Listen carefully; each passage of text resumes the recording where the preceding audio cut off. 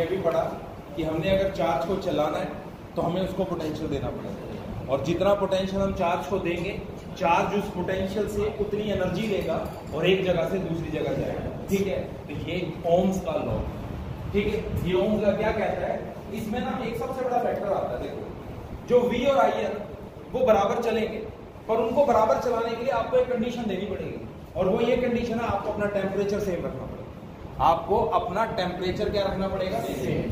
क्यों रखना पड़ेगा सेम? क्योंकि जो ओम्स लॉ है जिसमें आप बोलते हो V I के बराबर है, तो जैसे जैसे आप V देते हो I बढ़ता है, या V की वजह से I बनता है, पर I के बनने के साथ साथ चार्जेस कहीं ना कहीं टकराते भी हैं। सारे के सारे चार्जेस दूसरी जगह नहीं पहुंचते, बीच में कुछ चार्जेस टकरा के खत्म भी होते हैं। और अभी मैंने बोला था जहां चार्जेस आपस में टकराते हैं वहां पर रुकावट पैदा होती है, और उस रुकावट को हम रेजिस्टेंस बोलते हैं।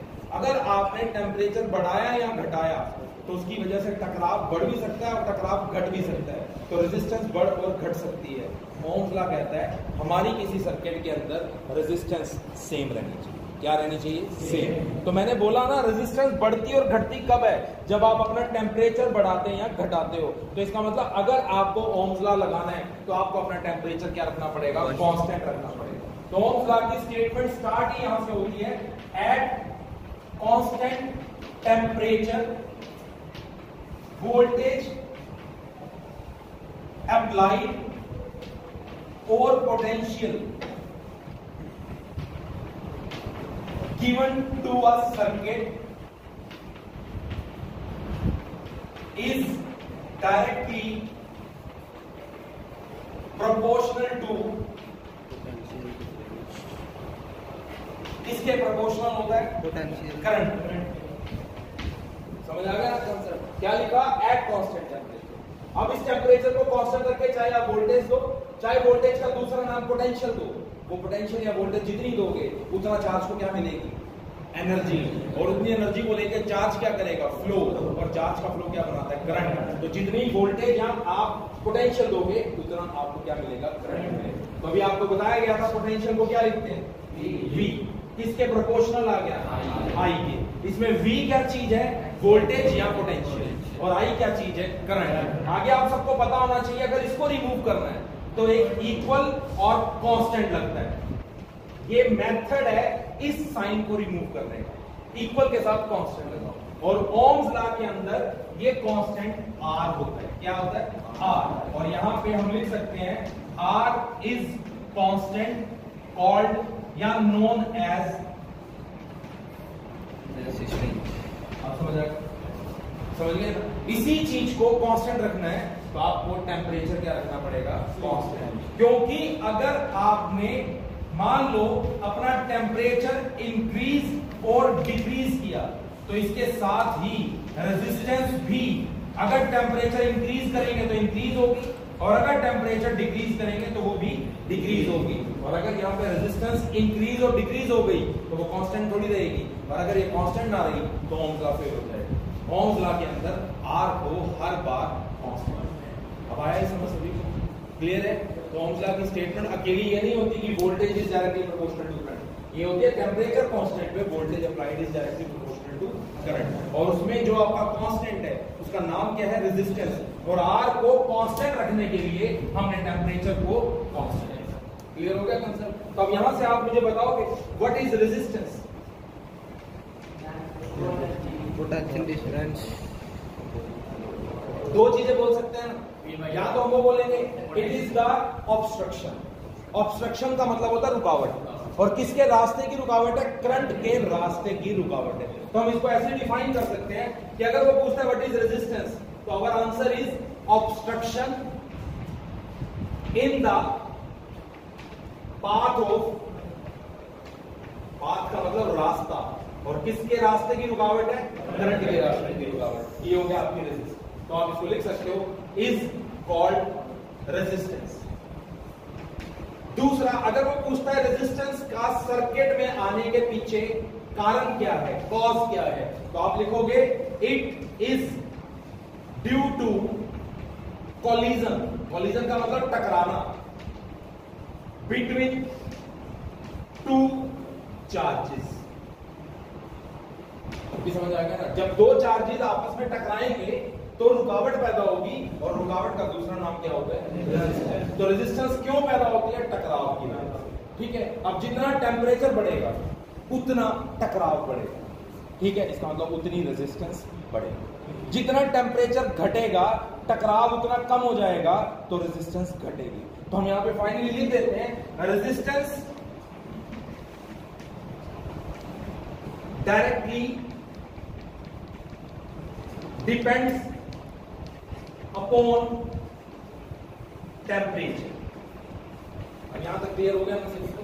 अब इसके बाद अगर हम नेक्स्ट कंसेप्ट इसमें लिखें तो ओम्स लॉ के इस इक्वेशन से क्या मैं लिख सकता हूं R is equal to V by I?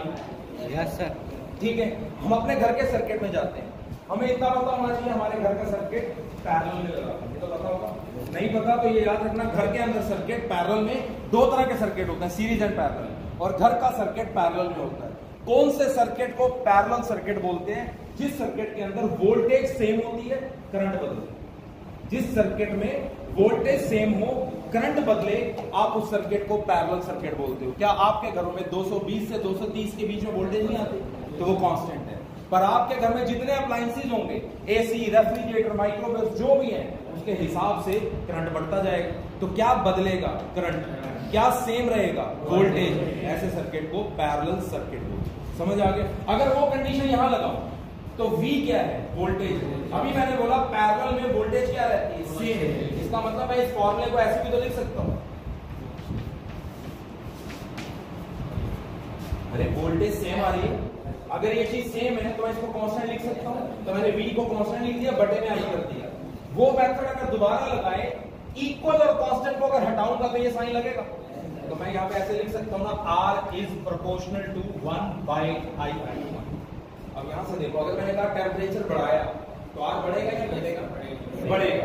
अगर R बढ़ गया तो ऑटोमेटिकली I डिक्रीज कर देगा। अगर R डिक्रीज कर गया तो I इंक्रीज कर देगा। इसका मतलब एक सर्किट के अंदर रेजिस्टेंस करंट का रेसिप्रोकल, इसीलिए रेजिस्टेंस करंट के रास्ते की रुकावट है। जितनी ज्यादा रुकावट बढ़ेगी, I उतना कम हो जाएगा, और जितनी कम रुकावट होगी, करंट उतना ज्यादा होगा।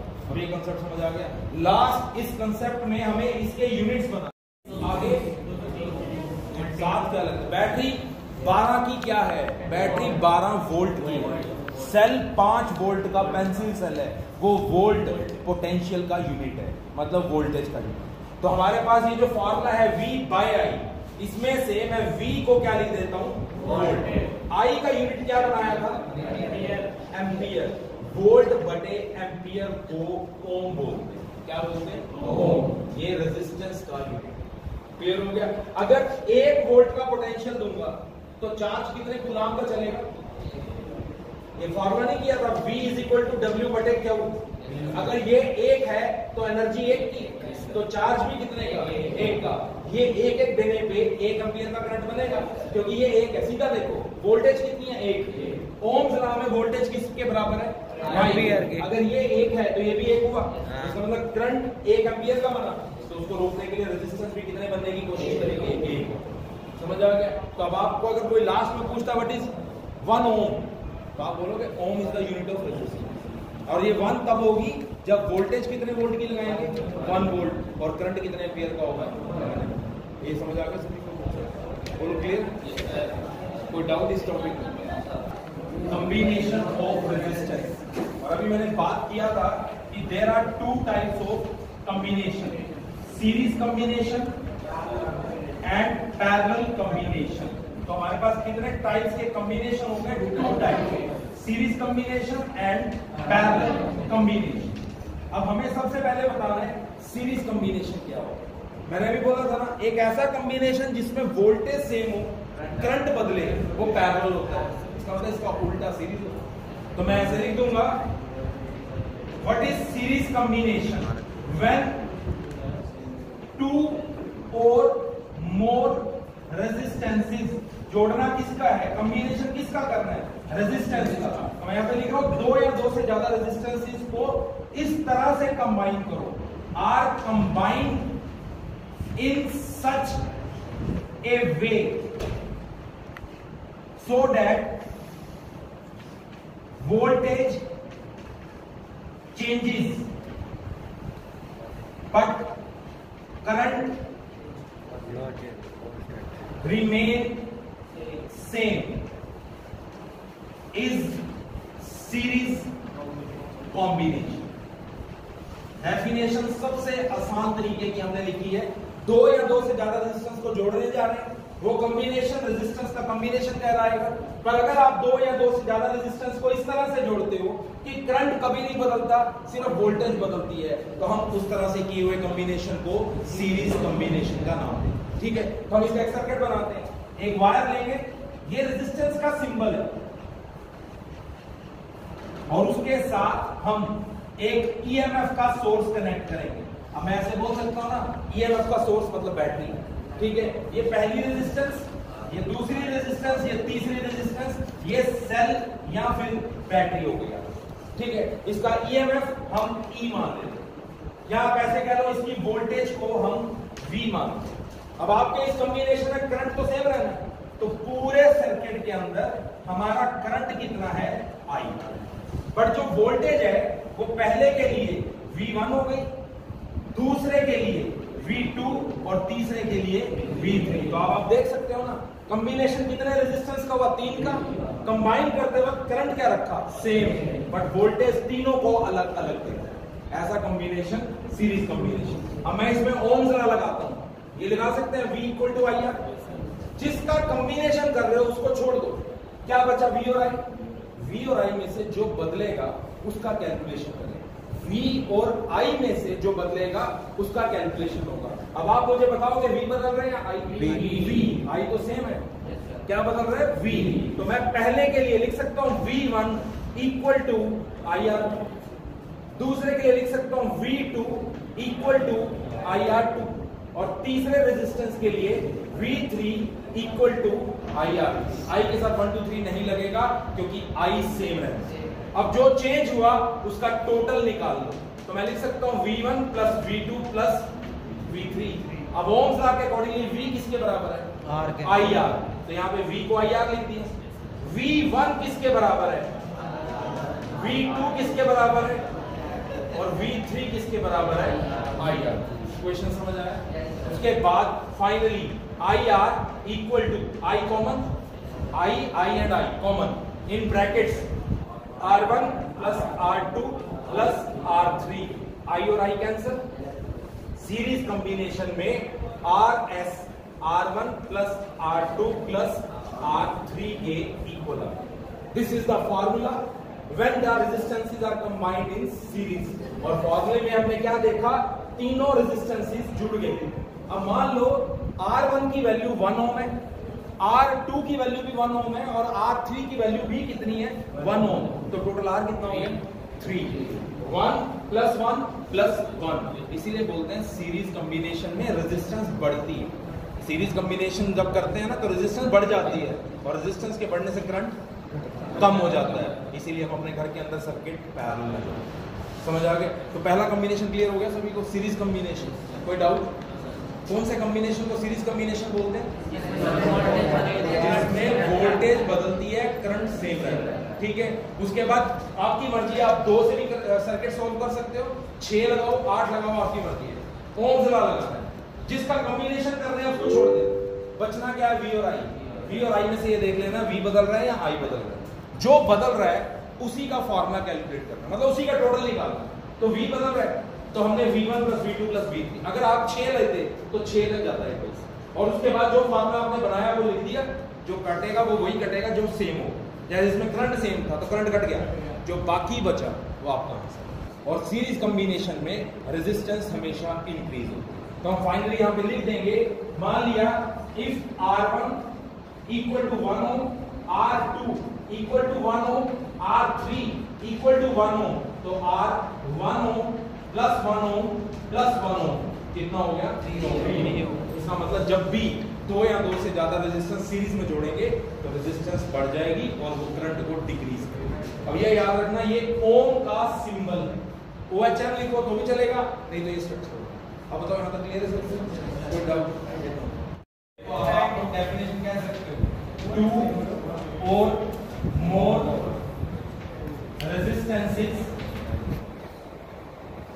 are connected such that